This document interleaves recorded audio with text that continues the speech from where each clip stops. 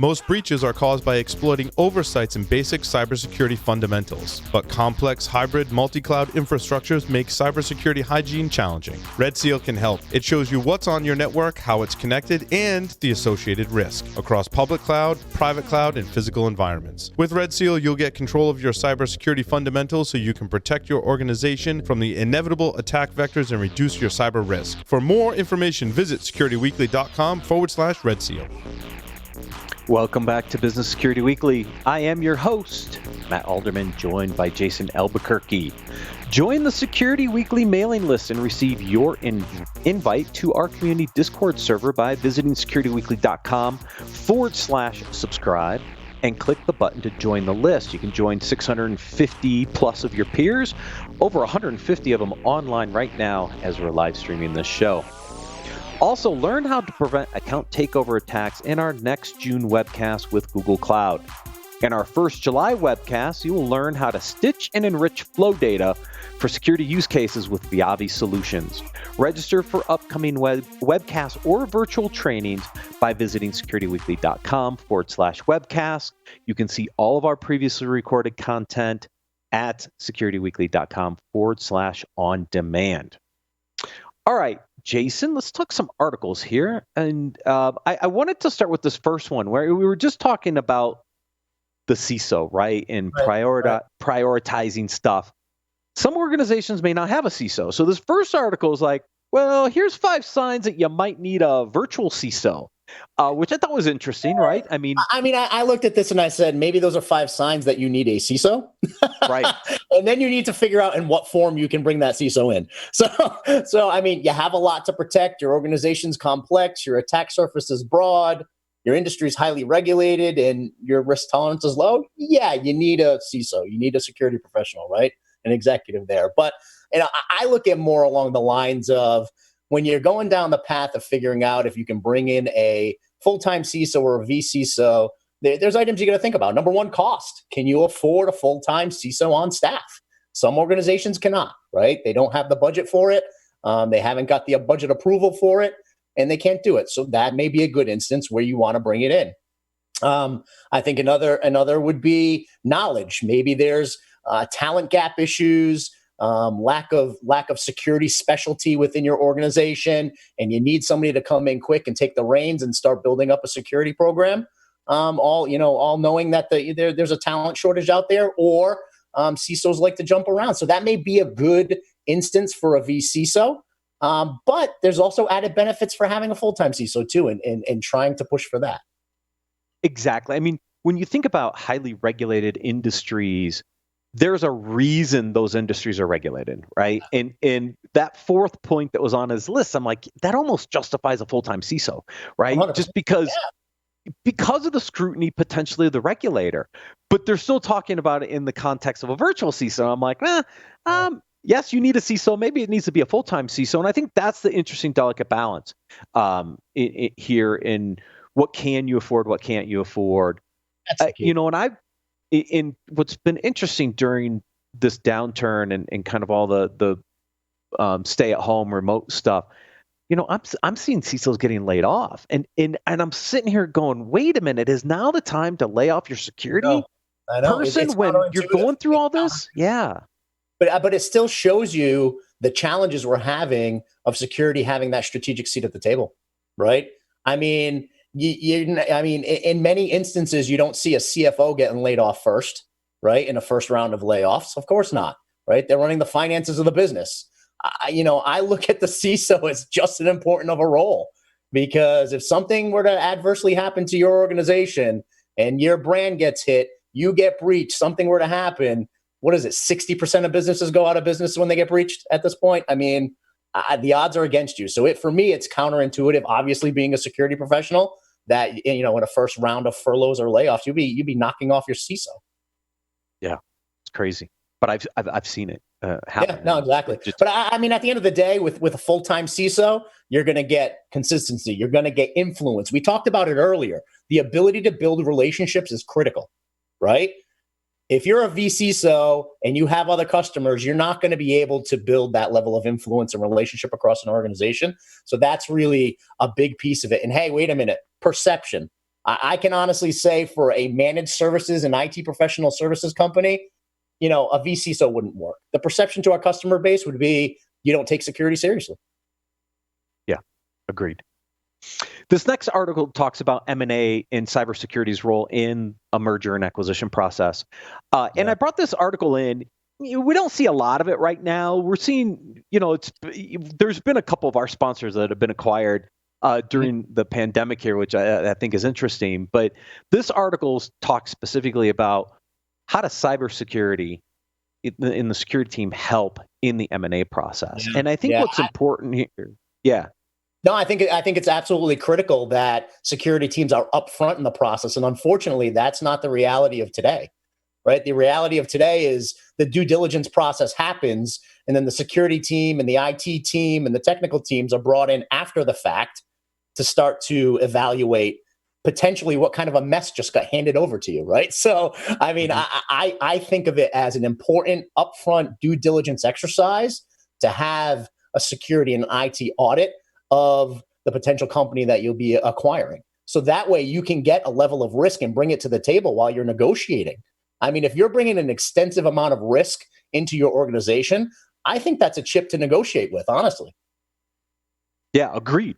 Because if there are definitely gaps in your security controls, there's potential risk there that you don't know, you use that as a negotiating piece as part of the final purchase price, right? And we've seen a couple of those deals kind of fall through because of that understanding of where the potential risk was. Yeah, because at the end of the day, as the company, who would be acquiring another company, that's added cost that wasn't factored in if you didn't have the visibility into it. That's money you're going to have to spend after the fact. So for me, I think it's a strategic move to know what type of risk you're bringing on board before you close the deal. Yeah, definitely, without a doubt. But I think you've got, as a CISO, you've got to have a plan on how to get ahead of this in those discussions with the CFO, with the other executives. Say, look, guys, here's the basic due diligence we need to be able to perform as part of this merger acquisition. Make sure we're not taking on some additional risk, which means you got to be prepared before the M&A starts with kind of what does that basic due diligence look like? Yeah, 100%. And I think you hit the nail on the head. The best place to start is having conversation with the CFO, because now you can start talking finances and saying, here's what it would cost if we're bringing on this added risk. Here's the potential investment after the fact if we're not doing this proactively and strategically. Yeah, agreed. Talking about negotiations, how to negotiate virtually. This article talks about, well, we're doing negotiations. We're just doing them over Skype or Zoom or Teams or some other thing. So what are some of the tips and tricks to help you with that virtual negotiation? And I found this interesting because I think this also helps you with understanding just dialogue in general. Yeah, I mean, a lot of these items are best practices in negotiating anyway.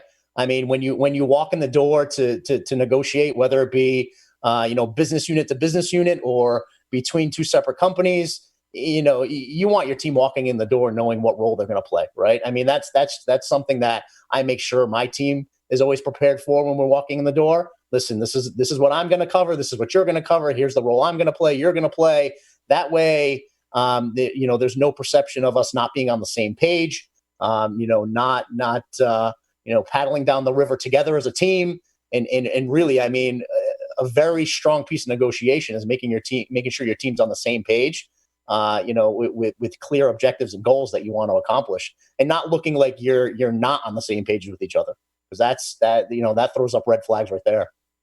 Yeah, and it's harder when you're on video like this because there's a little bit of lag. You get a quiet spot, you're not quite sure who's coming on next, and if you're, you got to listen for those cues when you're doing this virtually as well. I mean, obviously you're doing it in person, but it's a lot easier when you're in person to pick up on some of those cues. Remote's a lot harder. Oh yeah, it's definitely harder. I mean, honestly, some of those quiet spots you can use to your advantage sometimes as well. I mean, we've talked about that. Sometimes using silence can be a tool. So I mean, it's definitely adapting to the new way. And I would say honestly, video is the only other way I would do it. There's no way I would do it any other way. Audio call, via email, video is going to be the closest to in person as possible. Mhm. So I mean, I wouldn't perform any type of negotiation that wasn't at least video. Right. And it was funny, though, the one last tip it gave here said, Westerners, hide yourself view, because we get a little, well, I mean, we're professionals. We have to do this all the time, right? We're used to doing this every single week. But it was funny that the tip was hide yourself view, because you get, sometimes you don't want to get in your own head. Subconscious or right. Exactly. Right. Yeah, that was pretty funny. That was very funny. Only for Westerners. Everybody else was fine. Everybody else is fine. One of the other pieces is make a connection on the outset, right? I mean, just because you're virtual and over video doesn't mean you can't build connections and build relationships. So continue the way you would in person, right? Trying to build those relationships. Don't let a remote virtual meeting over video stop you from doing that. Yeah. No, agreed. Cactus was online. He's saying, you can't look at body language either when you're not on a video chat either. You don't see that over the audio or phone kind of discussion. Unless you're like me and my expressions say it all. Right. Yeah, exactly right. Yeah, we're usually pretty boisterous and animated, very forward with our expressions. So we're not hiding any body language here, folks. All right, next article, Cybersecurity Today, a look at the future of work. So it's a podcast. There's a write-up with this podcast, and it's going through trying to talk through, here's some of the things that we'll see. And in the summary, it says, here's a couple things that are going to, kind of drive the future of work. Organizations will have to toughen their cybersecurity policies to deal with the increase of risks as employees using their own computers. We obviously we're seeing that trend already, but how, Jason? I guess the question is, how do you address the home PC policy? Are companies going to have to budget for putting certain security controls and stuff on these home computers? Well, I mean, I think we talked about it earlier, right? It's going to be a fact where we're focusing on the endpoint, we're focusing on the identity, right? That's where we're going to have to shift, because we're not going to see a change anytime soon of folks, swarming back to the office. It's not going to happen. If anything, we're going to start seeing folks take a look at, their investment in their brick and mortar buildings and reducing that footprint. So it's only going to happen faster than we thought, right? This is kind of, I look at this as the proof of concept of complete remote work and the comfortability with complete remote work. And we're going to have to start shifting, right? We're going to have to start shifting to that spawned out quote unquote perimeter. It's not even a perimeter, right? We have to start looking at the endpoint and the identity. Yeah. And number two is IT will have to make sure all the applications allowing remote access to the organization are going to have to get locked down. Again, back to this application discussion, it's the interaction of users from a home device or any device to an application that's probably going to be hosted in the cloud or has some remote access through the corporate firewall that you're going to have to continue to lock down, because that's where the attack vector is and from any type of device. I mean, at the end of the day, just because you issue a corporate laptop doesn't necessarily mean that's what they're going to be using to access the platforms, right? So, we need to be ready for mobile, iPad, laptop. We need to be able to start thinking about the risk of on a dime, me going and grab my son's Chromebook and logging into one of my line of business applications because I needed it quick, right? So, we have to start thinking about it that way. One of the things I noticed within this article was some statistics, right? 91% of IT leaders trust their employees will follow security best practices. But when they asked the employee, 48% of them admitted they're not likely to follow security best practices. So think about how those complement each other or not, right? 91% of leaders trust, but 48% of the employees are saying, nah, I'm not going to follow the security best practices, most likely. Right. So, we've got this big misunderstanding of each other. we think we trust them, but at the same time, they're not doing the right thing. So we're going to definitely see more of this. And that leads kind of into the next article. We haven't talked about the data breach report from Verizon, the DBI report. Yep. And this article was really focusing on the endpoint securities of the future based on some of the stats in the DBIR. But I want to refute that a little bit. Look, we've talked about it a couple times already on the show today around the endpoint. But if you look at some of the other stats in here, 43% of the attacks are coming from web applications. Right. AppSec's important, right? It's not just the endpoint. It's these web-based applications that people can gain access to that are important. The lack of diligence around asset management, configurations, cloud assets. There's a huge amount here from an asset management and knowing what assets are in the environment. Yeah, I mean, I'll say, the data breach investigation report called it out to everybody's face, right? What we've known, what we've talked about, but I love the fact that it's there. We do a crappy job at asset management, right? We don't know what we have in many instances, which can be scary. So, I mean, they called it out blatantly. Focus on asset management. It's something we have to do. You can't protect what you don't know you have. Yep. And then this last one, over 80% of breaches within hacking involve brute force or the use of lost or stolen credentials. Back to identity.